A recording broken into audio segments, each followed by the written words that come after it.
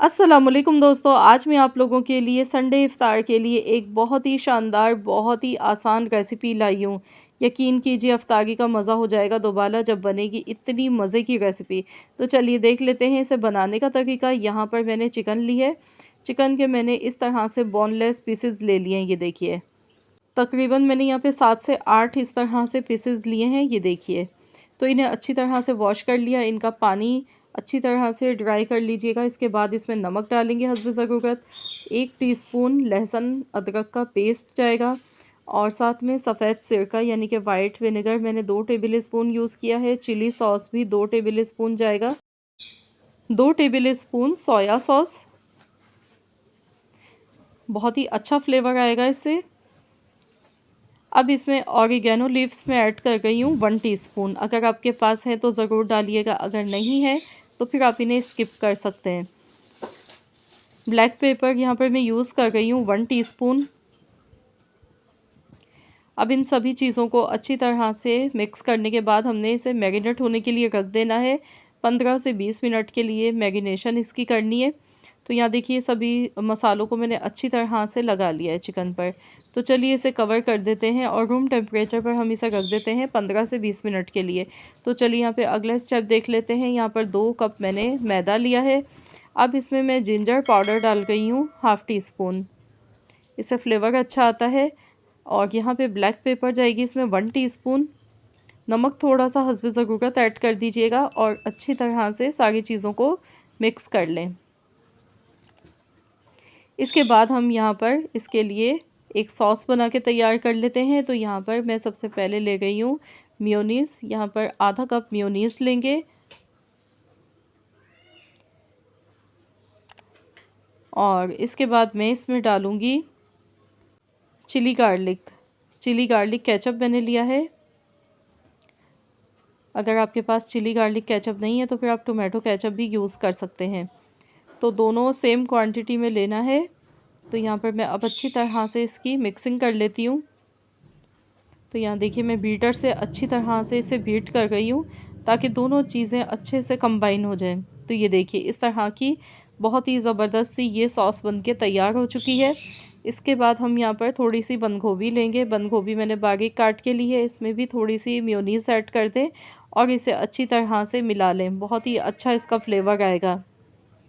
अब मैंने यहाँ पर एक बाउल में मैं ले गई हूँ ठंडा पानी, फ्रिज का यख ठंडा पानी आपने लेना है और इसमें आप चाहें तो थोड़े से आइस क्यूब्स भी ऐड कर लें ताकि पानी का टेम्परेचर बिल्कुल ठंडा रहे। तो यहाँ पर 15 मिनट हो चुके हैं चिकन मैरिनेट होते हुए। तो अब हमने क्या करना है, इसकी कोटिंग करनी है। तो इस तरह से मैदे में आप इसको डालेंगे, पीस को हल्के हाथों से अच्छी तरह से मैदा इस पर कोट करना है, ये देखिए इस तरह से। और इसके बाद हम इसे अब डाल देंगे ठंडे पानी में और 10 सेकंड के लिए हमने सिर्फ डालना है, या फिर आप 10 तक गिनती काउंट करें।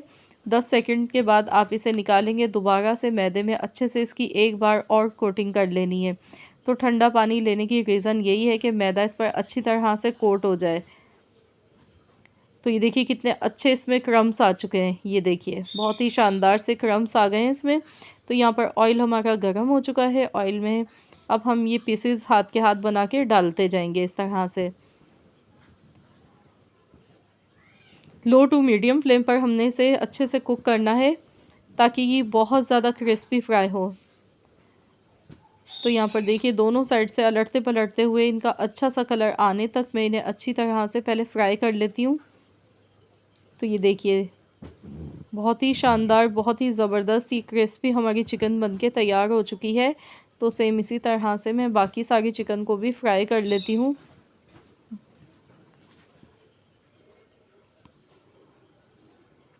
तो ये देखिए बहुत ही खूबसूरत सा इसका कलर आ चुका है।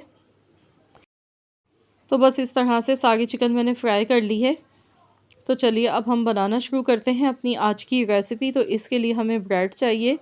ब्रेड के मैंने यहाँ पर 6 स्लाइसेस लिए थे और इसके ऊपर हमने इस तरह से चिकन का पीस रखना है। ऊपर से बंद गोभी जो हमने तैयार की थी ये ऊपर से हम इस तरह से असेंबल कर देंगे और ये सॉस।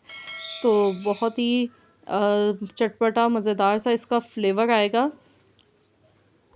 बहुत ही कम मिर्च मसालों के साथ ये रेसिपी बनके तैयार हुई है, ये देखिए। तो इस तरह से एक पीस मैं आपको और बना के दिखा देती हूँ। ये देखिए, अब आप चाहें तो आप यहाँ पर इसमें ऊपर से थोड़ी सी मोज़रेला चीज़ या चेडर चीज़ भी यूज़ कर सकते हैं। इसके बाद आपने करना क्या है, इसे माइक्रोवेव ओवन में आपने रख देना है थोड़ी सी देर के लिए, कुछ सेकंड्स के लिए। तो इस तरह भी आप इसे बना सकते हैं। अदरवाइज़ अगर आप इसे सिंपल मेथड से बनाना चाहें तो फिर आप इसे ऐसे एज़ इट इज़ बना लीजिएगा। बहुत ही मज़ेदार रेसिपी बनती है, यकीन कीजिए हाथ रोकना मुश्किल हो जाएगा जब बनेगी इफ्तार में इतनी शानदार रेसिपी। तो ज़रूर रेसिपी को ट्राई कीजिएगा। रेसिपी पसंद आई है तो प्लीज़ इस वीडियो को लाइक कर दें, शेयर कर दें। चैनल पर नए हैं तो चैनल को सब्सक्राइब कर लें। मिलते हैं इंशाल्लाह ताला नेक्स्ट रेसिपी के साथ। तो जब तक के लिए अल्लाह हाफ़िज़।